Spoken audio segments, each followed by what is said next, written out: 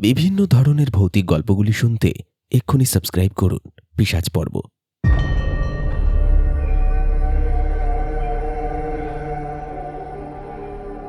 আমাদের আজকের নিবেদনে আপনি শুনতে চলেছেন লেখক সুকুমার বিশ্বাস বিরচিত গ্রাম বাংলার ভূতের গল্প মাঝরাতে মাছ নিয়ে ফেরার পথে।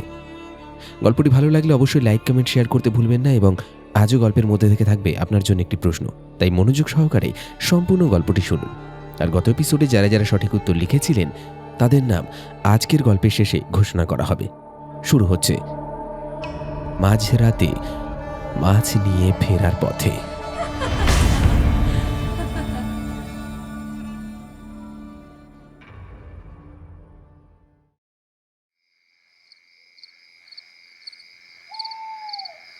চায়ের দোকানে টিমটিমে হলুদ হারিকেনের আলোয় সিগারেটের ধোঁয়াগুলো যেন কুণ্ডলি পাকিয়ে উঠছে। বাইরে সন্ধে নেমেছে বেশ কিছুক্ষণ। বেঞ্চের এক কোনায় বসে রিন্টু চায়ের ভাঁড়ে শেষ চুমুক দিয়ে বেশ জোর গলায় বলে উঠল, আরে ধুর, ওসব ভূত প্রেত অশরীরই বলে কিচ্ছু হয় না। এসব মানুষের মনের ভুল আর হ্যালুসিনেশন। অন্ধকারে দড়িতে পা পড়লে মানুষ সাপ ভাবে, আর বাঁশ বাগানে শেয়াল ডাকলে ভাবে পেতনি হাসছে, বুঝলি? পাশ থেকে পলাশ সঙ্গে সঙ্গে ফোড়ন কাটল। তোর ওই বিজ্ঞানের বই পড়ে সব কিছু বিচার করার স্বভাবটা গেল না রে রিন্টু। আর তুই বললেই হলো নাকি সব মনের ভুল? এই তো গত বছর শীতের রাতে আমার মেজো কাকু নিজের চোখে দেখেছে অমাবস্যার রাতে ওই গাব গাছটার ডালে কে যেন দুটো পা ঝুলিয়ে বলেছিল, আর তার চোখ দুটো ঠিক ওই জোনাকির মতো নাকি দপদপ করে জ্বলছিল। তুই কি মেজো কাকুর নিজের চোখের দেখাকে মিথ্যে বলবি? রিন্টু কিছু একটা উত্তর দিতে যাচ্ছিল, ঠিক এমন সময় গ্রামের নিস্তব্ধতা চিরে দূর থেকে ভেসে এলো একটা গম্ভীর একটানা আওয়াজ। চায়ের দোকানের আড্ডায় মুহূর্তের জন্য একটা ভারী নিস্তব্ধতা নেমে এলো। বেঞ্চের একেবারে শেষ প্রান্তে বসে এতক্ষণ চুপচাপ চায়ে চুমুক দিচ্ছিলেন ভবতোষবাবু। বয়স 70-এর কোঠায়। চামড়ায় বয়সের ভাঁজ পড়লেও চোখের দৃষ্টি এখনো তীক্ষ্ণ আর গলার স্বর ভারী। তিনি একটু নড়ে চড়ে বসে রাস্তার অন্ধকারের দিকে তাকিয়ে আপন মনেই বলে উঠলেন, কোথাকার গ্রামে কে আবার মরা পোড়াতে এলো রে এই অবেলায়? শ্মশানের দিকেই তো যাচ্ছে মনে হচ্ছে আওয়াজটা। এরপর তিনি রিন্টু আর পলাশের দিকে ঘুরে তাকিয়ে একটু ম্লান হাসলেন। তোদের এই ভূত আছে কি নেই এই নিয়ে তর্কাতর্কি শুনে আমার একটা পুরনো কথা মনে পড়ে গেল রে। না, ঠিক ছেলেবেলা নয়, তখন আমার ভরপুর যৌবন। তোরা তো এখন লোডশেডিং হলে ইনভার্টার চালাস, আর অন্ধকারে পকেট থেকে মোবাইল বের করে আর চট করে ফ্ল্যাশ লাইট জ্বালিয়ে দিস। তাই অন্ধকার জিনিসটা আসলে কতটা ভয়ঙ্কর হতে পারে তার ধারণা তোদের নেই। রিন্টুরা একটু থতমত খেয়ে তাকালো। ভবতোষবাবু একটু ঝুঁকে বসে বলতে লাগলেন, 70-এর দশকের ওই গ্রাম বাংলার অন্ধকারের রূপ তোরা কল্পনাও করতে পারবি না রে। সূর্যাস্তের পর গোটা গ্রামটা যেন একটা আদিম নিরেট অন্ধকারের গহ্বরে ডুবে যেত। সেই অন্ধকার যেন হাত দিয়ে ছোঁয়া যেত, গায়ের ওপর ভারী পাথরের মতো চেপে বসত। রাস্তা বলতে ওই কাদা প্যাঁচ প্যাঁচে কাদা মাটির পথ, আর ভরসা বলতে হাতের ওই মিটমিটে হারিকেন বা লণ্ঠন। সেবার বর্ষাকালের এক রাতের কথা, তা তোরা শুনবি নাকি? ভবতোষ দাদুর কথা শুনে চায়ের দোকানের আড্ডা মুহূর্তেই স্তব্ধ। রিন্টু, পলাশ থেকে শুরু করে দোকানের ছোকরারা, সঙ্গে চাওয়ালা উৎসুক চোখে তাকিয়ে রইল দাদুর দিকে।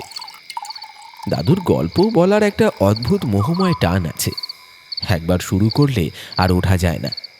রিন্টু একটু নড়ে চড়ে বসে আগ্রহ নিয়ে বলল, বলুন না দাদু, কি হয়েছিল সেই রাতে? ভবতোষবাবু চায়ের ভাঁড়টা পাশে নামিয়ে রেখে একটু সোজা হয়ে বসলেন। তার বয়স্ক চোখ দুটো যেন মুহূর্তের মধ্যে ফিরে গেল সেই কয়েক দশক আগের ফেলে আসা দিনগুলোতে। গলার স্বরটা একটু খাদে নামিয়ে তিনি শুরু করলেন তার জীবনের সেই ভয়াবহ রাতের কথা। সালটা বোধ হয় ৭৭ কি ৭৮ হবে। ভাদ্র মাসের শেষ, কিন্তু বর্ষার দাপট একটুও কমেনি। চারিদিকে জল থই থই করছে। সেদিন ছিল পাশের বড় গ্রামের গঞ্জের হাট। আমাদের বাড়ি থেকে বেশ কয়েক ক্রোশ দূরের পথ। মা বলে দিয়েছিল বাড়ির কিছু দরকারি সওদা আর ভালো দেখে একটা বড় জ্যান্ত কাতলা মাছ নিয়ে আসতে। হাটে ঘুরে ঘুরে সওদা করতে আর দরাদরি করতে করতে কখন যে বেলা গড়িয়ে সূর্য পশ্চিমে ঢলে পড়েছে তা টেরই পাইনি। যখন খেয়াল হলো তখন দেখি আকাশের মুখ রীতিমতো ভার। এমনিতেই সেদিন ছিল অমাবস্যা। ঘুটঘুট করছে চারপাশ, তার উপর আকাশে জমাট বাঁধা কালো মেঘের ঘন ঘটা। সব মিলিয়ে দিন থাকতেই যেন রাতের নিশ্ছিদ্র আধার নেমে এলো গঞ্জের বুকে। তাড়াতাড়ি করে একটা বড় সড়ো ৮-৯ কেজি ওজনের কাতলা মাছ আর চাল ডালের সওদাটা পাটের ব্যাগে ভরে বাড়ির পথ ধরলাম। কিন্তু ততক্ষণে অনেক দেরি হয়ে গেছে। ওদিকে গুড়গুড় করে মেঘ ডাকতে শুরু করেছে, আর তার সাথে শুরু হলো টিপ টিপ করে বৃষ্টি। গ্রামের মেঠো পথ, দুপাশে জনমানবহীন বিস্তীর্ণ ধান ক্ষেত, আর কাদায় ভরা সেই পিচ্ছিল পথে পা সামলে চলাই মুশকিল। আমার এক হাতে সেই ভারী কাতলা মাছ আর সওদার ব্যাগটা, আর অন্য হাতে একটা কাঁচে কালি পড়া পুরনো হারিকেনের ওই হলদেটে আলোটা অন্ধকারের বুক চিরে মাত্র কয়েক হাত দূর অবধি যেতে পারছে, তার বেশি ১ ইঞ্চিও নয়। সেই ম্লান আলোয় বৃষ্টির ফোঁটাগুলো যেন রূপলি সুতোর মতো চকচক করছিল। রাস্তাটা এমনিতেই নির্জন, তার উপরেই দুর্যোগ। চারপাশ শ্মশানের মতো নিস্তব্ধ, শুধু একটানা ঝিঁঝি পোকার ডাক আর ব্যাঙের গ্যাঙর গ্যাস শব্দ আর আমার নিজের জুতোর ছপ ছপ শব্দ সেই নিস্তব্ধতাকে আরো আরো ভয়ানক করে তুলছিল। আমার বাড়ির রাস্তাটা মোটেও সোজা ছিল না। বেশ খানিকটা পথ পেরোনোর পর আমাকে পড়তে হবে সেই কুখ্যাত তেঁতুলতলার মাঠে। ওই মাঠের বদনাম এ তল্লাটের সবাই জানে। আর সেই মাঠ পেরোলেই গ্রামের সীমানায় ঢোকার মুখে বিশাল এক আদিগন্ত বাঁশ বাগান। দিনের বেলাতেই ওই তেঁতুলতলার মাঠ আর বাঁশ বাগান দিয়ে একা যেতে বুকের রক্ত হিম হয়ে আসে। আর আজ এই দুর্যোগের রাতে মেঘলা অমাবস্যার অন্ধকারে হাতে একটা মৃতপ্রায় হারিকেন নিয়ে আমাকে ওই পথেই পেরোতে হবে।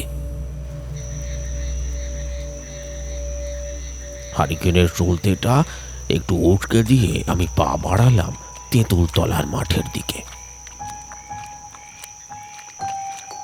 যত এগোচ্ছি বুকের ভেতর ধুকপুকুনিটা ততই বাড়ছে।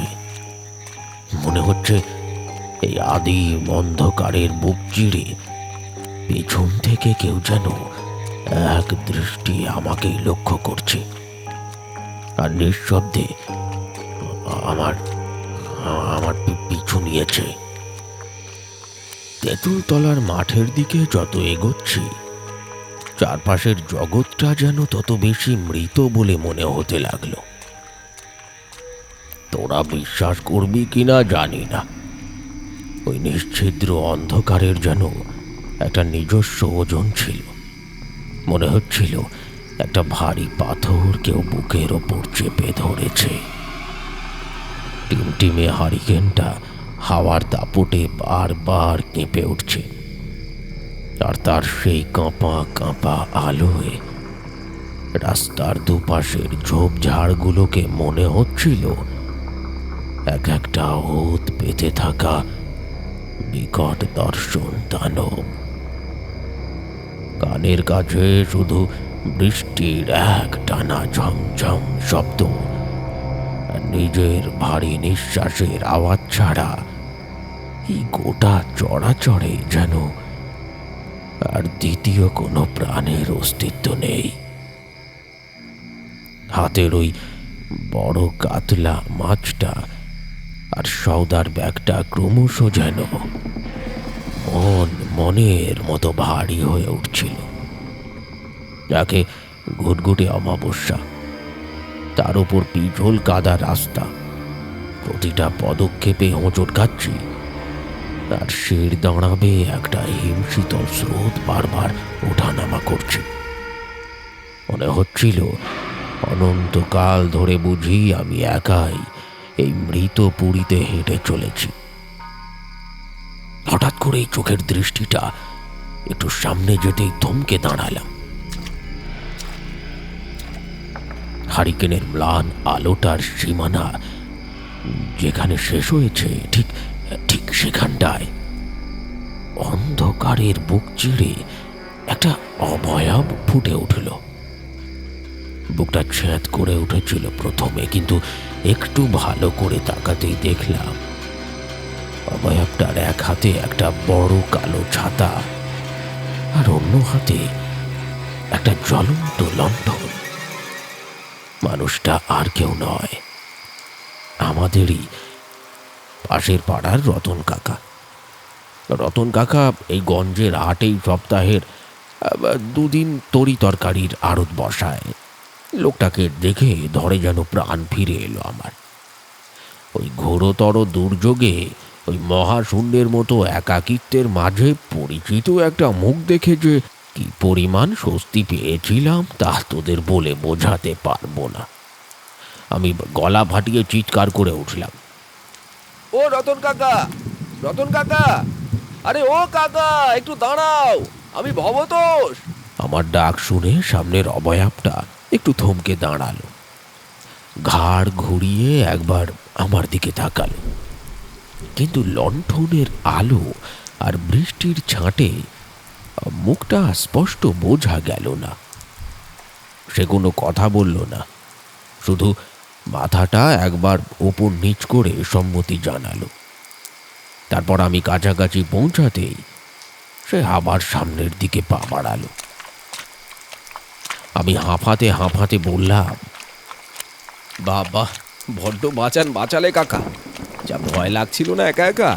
আর তোমারও তো আজ হাটে বেশ দেরি হয়ে গেল দেখছি। রতন কাকা আমার কথার কোনো উত্তর দিল না, শুধু ওর হাতের লণ্ঠনটা একটু দুলে উঠল। আমি ভাবলাম হয়তো বৃষ্টির আওয়াজে শুনতে পায়নি, কিংবা সারা দিনের ঘাটাঘাটনির পর বড্ড ক্লান্ত, তাই আর ঘাটলুম না। দুজনে পাশাপাশি হাঁটতে শুরু করলাম। কিন্তু কিছুটা পথ পেরোনোর পরেই আমার ভেতরে ভেতরে একটা অদ্ভুত অস্বস্তি দানা বাঁধতে শুরু করলো।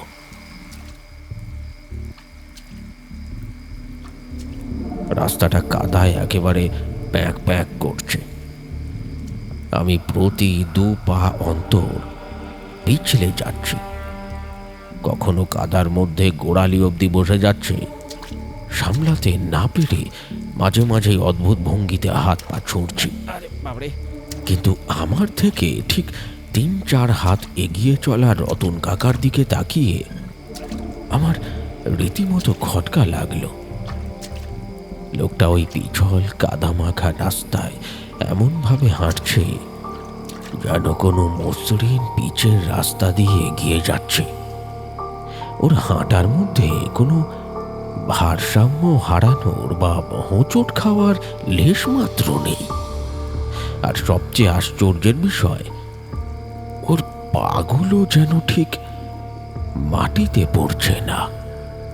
কাদার উপর দিয়ে একটা অদ্ভুত দ্রুত গতিতে পিছলে পিছলে সামনের দিকে ভেসে যাচ্ছে। চোখ কচলে আবার তাকালাম। না, বৃষ্টির জন্য হয়তো আমারই চোখের ভুল হচ্ছে। মনকে প্রবোধ দেওয়ার চেষ্টা করলাম, কিন্তু তখনই হাওয়ার দিকটা বদলালো, আর সেই দমকা হাওয়ার সাথে আমার নাকে এসে ধাক্কা মারল একটা উৎকট বমি আনা গন্ধ। প্রথমটায় ভাবলাম আমার হাতের থলিতে থাকা কাতলা মাছটা থেকেই হয়তো গন্ধটা বেরোচ্ছে, কিন্তু না, মাছের আঁশটে গন্ধ এমন হয় না। এ যেন বহুদিনের পুরনো পচা মাংস বা মরা পচার বোটকা গন্ধ। আর সেই পচা গলিত গন্ধের সাথে আষ্টে পৃষ্ঠে জড়িয়ে আছে একটা তীব্র উগ্র মাথা ধরানো হাসনুহানা ফুলের সুবাস। এই দুর্যোগের রাতে এই তিনতুল তলার খোলা মাঠে হাসনুহানার গন্ধ কোথা থেকে আসবে? গন্ধটা যেন সামনের ওই মানুষটার শরীর ফুঁড়েই বেরিয়ে আসছে।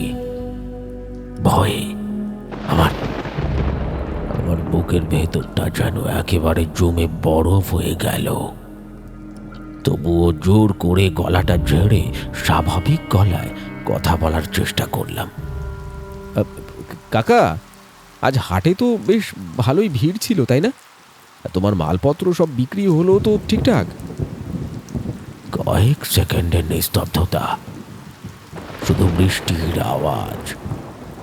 তারপর রতন কাকার গলা থেকে একটা শব্দ বেরিয়ে এলো। গলাটা শুনে আমার গায়ের রোম খাড়া হয়ে গেল।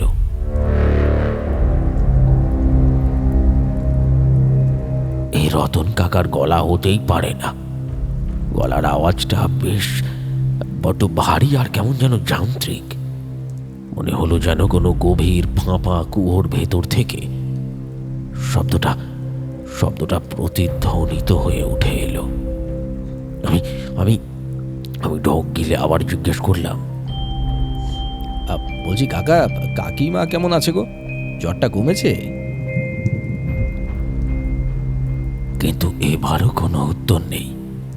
শুধু বেশ কিছুক্ষণ পর ঘাড় না ঘুরিয়েই সেই একই যান্ত্রিক অদ্ভুত ভারী স্বরে একটা মাত্র শব্দ ভেসে এলো অন্ধকারের বুক চিড়ে।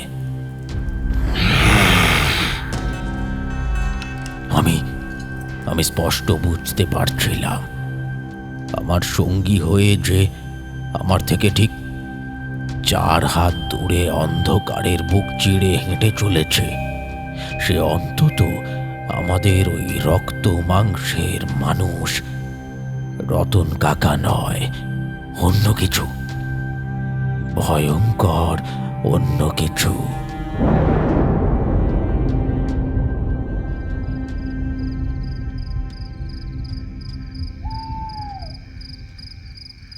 চা দোকানের নিস্তব্ধতা তখন এতটাই গাঢ় যে একটা সূঁচ পড়লেও যেন শব্দ শোনা যাবে।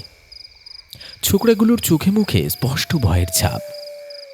ভবতোষ দাদু একটু থেমে একটা দীর্ঘশ্বাস ফেললেন। তারপর গলার স্বরটা আরও কিছুটা খাদে নামিয়ে প্রায় ফিসফিস করে আবার বলতে শুরু করলেন সেই কাল রাত্রির কথা। তেঁতুল তলার সেই অভিশপ্ত মাঠটা যখন পেরোলাম, তখন আমার হাঁটু দুটো রীতিমতো কাঁপছে। কিন্তু আসল পরীক্ষা যে তখনও বাকি।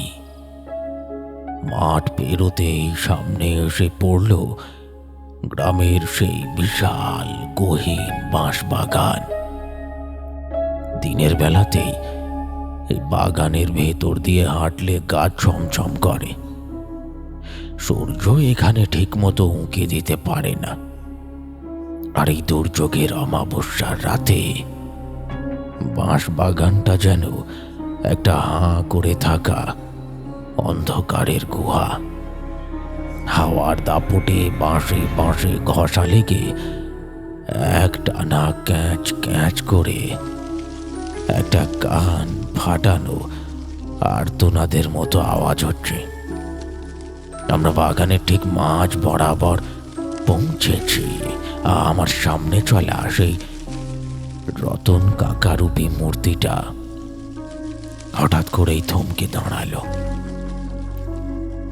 বাগানের ওই জমাট অন্ধকারের ভেতর লোকটার হাতের লণ্ঠনটা একটা ম্লান হলুদ আভা ছড়াচ্ছে, আর সেই আলোতেই আমার চোখ পড়ল সামনের একটা দৃশ্যে।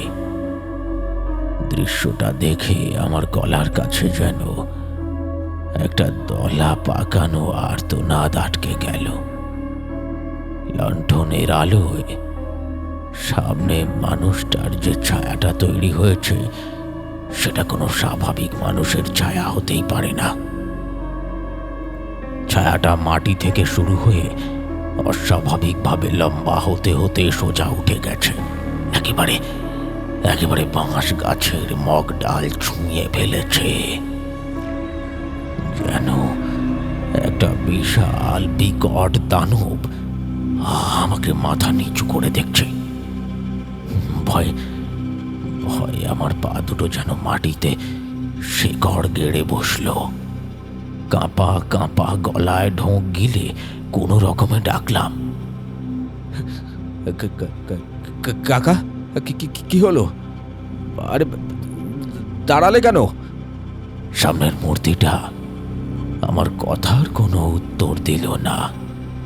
নিজের পিঠটা আমার দিকে করে ঘাড় না ঘুরিয়ে সেই একই যান্ত্রিক সাপের হিসানের মতো ভারী গলায় বলে উঠল, আমাকে দিয়ে দে বাবা, তোর কাকিমা খেতে চেয়েছে। কথাটা শোনার সাথে সাথে আমার দৃষ্টি আপনা আপনি নেমে গেল ওর পায়ের দিকে। আর তারপরেই আমার মনে হলো আমার হৃৎপিণ্ডটা বুঝে এই মুহূর্তেই বুকের পাঁজর ভেঙে বেরিয়ে আসবে। আমি স্পষ্ট দেখলাম কাদা মাখা ওই পিচল রাস্তায় ওর পা দুটো কাদার মধ্যে একটুও ডুবে নেই। মাটি থেকে অন্তত কয়েক ইঞ্চি শূন্যে ভাসছে দুটো পা। আমি এতক্ষণ যার সাথে হেঁটে এসেছি যে কোনো রক্ত মাংসের মানুষ নয়, একটা অশরীরী ভয়ঙ্কর কিছু। আমার মাথার ভেতরটা তখন ভোঁ ভোঁ করছে।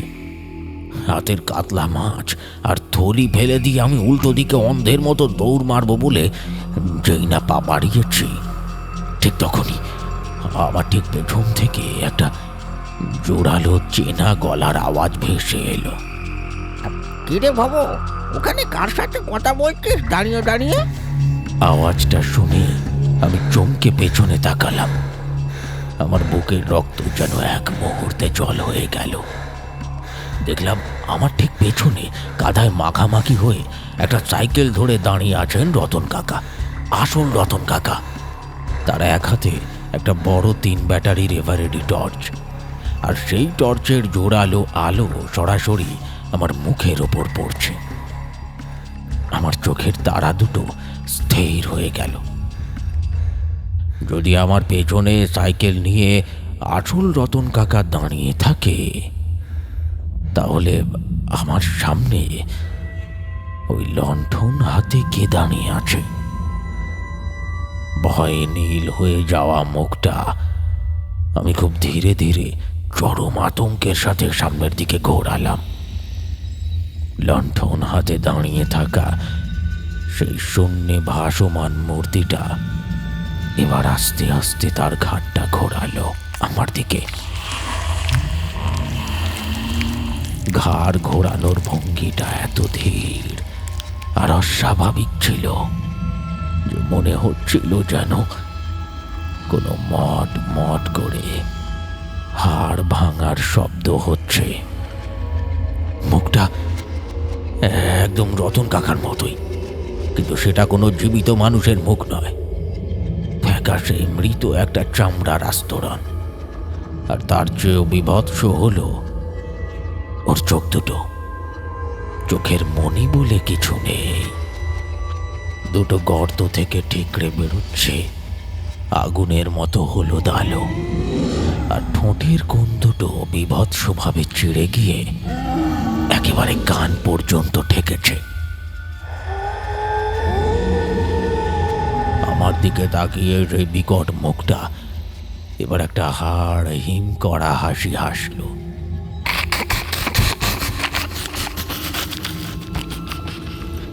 হাসির শব্দটা বাঁশ বাগানের প্রতিটা বাঁশ গাছে ধাক্কা খেয়ে যেন 1000 গুণ বেড়ে গেল। তারপর চোখের পলক ফেলার আগে হাতের সেই টিমটিমে লণ্ঠনটা সজোরে ছুঁড়ে ফেলে দিয়ে শূন্যে ভাসতে ভাসতেই একটা কালো ধোঁয়ার মতো বাঁশ বাগানের ওই গহীন অন্ধকারে চিরতরে মিলিয়ে গেল মূর্তিটা। ওই বিভৎস কান চেরা হাসির শব্দটা যখন বাঁশবাগানের জমাট অন্ধকারে মিলিয়ে গেল, আমার মনে হলো আমার কানের পর্দা দুটো ফেটে রক্ত বেরিয়ে আসবে। চোখের সামনে তখন গোটা পৃথিবীটা যেন বন বন করে ঘুরছে। আসল রতন কাকার সাইকেলের টর্চের আলোটা আমার চোখে এসে পড়তেই আমার স্নায়ুগুলো আর সেই চরম আতঙ্কটা সহ্য করতে পারল না। হাতের থলি সেই বিশাল কাতলা মাছ সব কাদার মধ্যে ছিটকে পড়ল। আমি শুধু একটা গোঙানির মতো শব্দ করে ওই প্যাক প্যাকে কাদার মধ্যেই জ্ঞান হারিয়ে লুটিয়ে পড়লাম।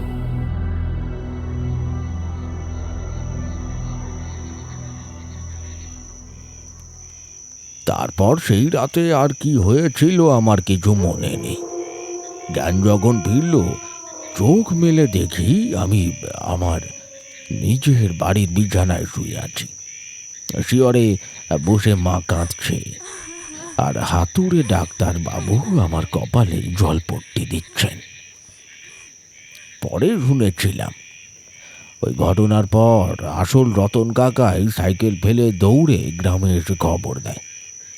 তারপর গ্রামের জনা কয়েক লোক লণ্ঠন আর লাঠি সোঁটা নিয়ে গিয়ে বাঁশবাগানের কাদা থেকে আমাকে বেহুঁশ অবস্থায় উদ্ধার করে। গায়ে নাকি তখন আমার 104 ডিগ্রি জ্বর, আর জ্বরের ঘোরে একটানা প্রলাপ বকে চলেছি।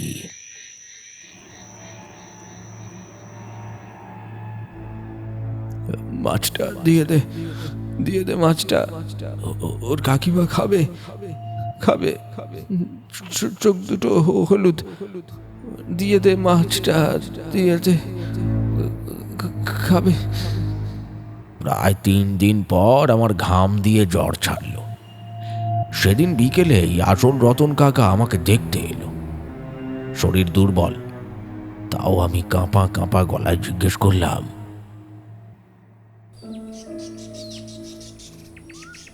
কাকা, সেদিন হাটে তোমার মালপত্তর সব বিক্রি হয়েছিল তো?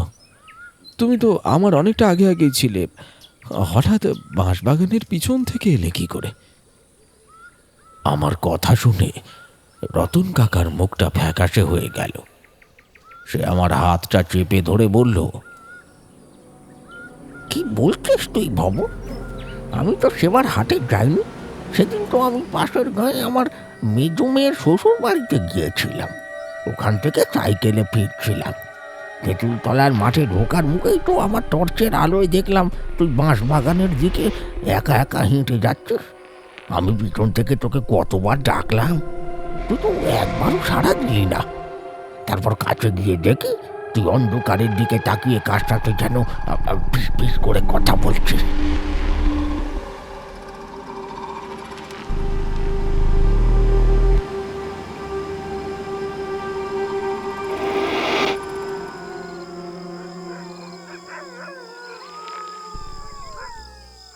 ভবতোষ দাদু এইটুকু বলে একটু থামলেন। চায়ের দোকানে তখন শ্মশানের মতো গাঢ় নিস্তব্ধতা। বাইরে ঝিঁঝি পোকার ডাকটাও যেন সেই মুহূর্তে বন্ধ হয়ে গেছে। টিমটিমে হলদে আলোয় দেখা যাচ্ছে রিন্টুর হাতের সিগারেটটা পুড়ে একেবারে ছাই হয়ে আঙুল ছুঁয়ে গেছে, কিন্তু ওর সেদিকে কোনো হুঁশ নেই। পলাশের চোখ দুটো ভয়ে বড় বড় হয়ে গেছে, আর ছোকরা চাওয়ালা চায়ের কেটলি হাতে একেবারে পাথরের মূর্তির মতো জমে গেছে। কেউ একটা টুমু শব্দ অবধি করতে পারছে না। ভবতোষ দাদু চায়ের বেঞ্চ থেকে ধীরে ধীরে উঠে দাঁড়ালেন। গায়ের চাদরটা একটু সামলে নিয়ে ছোকরাগুলোর সেই আতঙ্কিত ফ্যাকাশে মুখগুলোর দিকে তাকিয়ে একটা ভারী দীর্ঘশ্বাস ফেললেন। তারপর গলার স্বরটা একদম খাদে নামিয়ে শান্ত অথচ হাড়হিম গলায় বললেন, তোরা তো এখন বিজ্ঞানের যুগ নিয়ে অনেক বড়াই করিস। তোরা হয়তো রিন্টুর মতোই বলবি, সে রাতে অন্ধকারে ভয় আর বৃষ্টির জন্য ওটা আমার মনের ভুল ছিল, চোখের হ্যালুসিনেশন ছিল। কিন্তু একটা কথা তোদের বলে যাই, পরদিন সকালে জ্বর কমার পর আমার বাড়ির লোক যখন ওই বাঁশ বাগানে আমার পড়ে থাকা থলে আর জিনিসপত্রগুলো আনতে যায়, তারা দেখে থলেটা কাদার মধ্যে পড়েই আছে, কিন্তু সেই 5 কিলো ওজনের বিশাল জ্যান্ত কাতলা মাছটার কোনো চিহ্ন নেই সেখানে। শুধু থলের চারপাশে কাদায় ছড়িয়ে ছিটিয়ে আছে কয়েকটা বড় বড় কাঁচা মাছের আঁশ, আর তার ঠিক পাশেই পড়ে আছে একটা ভাঙা মরচে পড়া পুরনো লণ্ঠন, যে লণ্ঠনটা আমারও ছিল না আর রতন কাকারও নয়।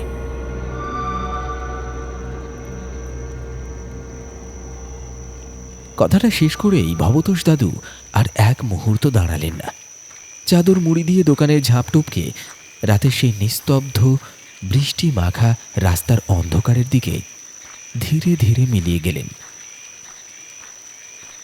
চায়ের দোকানে পড়ে রইল শুধু এক বুক জমাট বাঁধা আতঙ্ক আর এক নিরেট নিস্তব্ধতা। কেউ আর সেই দিন ভূত নিয়ে একটাও তর্ক করার সাহস পেল না।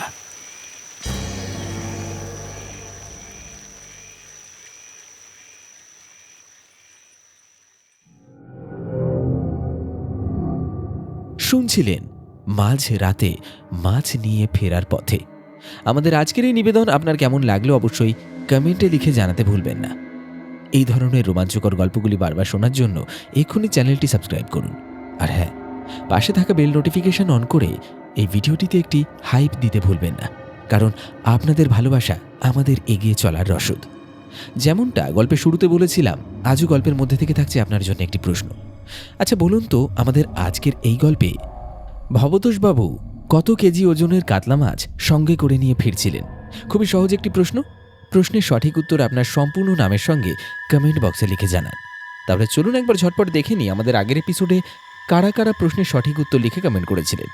আমাদের আগের এপিসোডে সঠিক উত্তর লিখে কমেন্ট করেছিলেন অচপা বাগচি, মৌসুমী সরকার মণ্ডল, অসীম মণ্ডল, অস্মিতা মণ্ডল, চিত্রা দাস, বুবাই দাস, মনতাজ আলী, মল্লিকা বারিক, রোহন বারিক, রত্না সরকার, বাবু, সমীর সরকার, সাবির আলী, শর্মিলা বেগম, সরোজিনী, দিব্যাংশী, গাবান, শেখ হাসান, বিকাশ মণ্ডল, রূপা মণ্ডল, সোমনাথ মণ্ডল, শেখ মনোয়ার, মোহাম্মদ মসিদুর রহমান, রাধা রানী বিষ্ণু, রাখি বিশ্বাস, হাবিব মোল্লা, শিবাস, শেখ ফরহাদ, আব্দুল হাবিব, রূপা মণ্ডল, অমিতা ঠাকুর, বনশ্রী মুখার্জি, মিঠুন, সুমন কর্মকার, শঙ্কর মণ্ডল, পূজা মণ্ডল, টুম্পা মণ্ডল এবং সদানন্দ বেরা।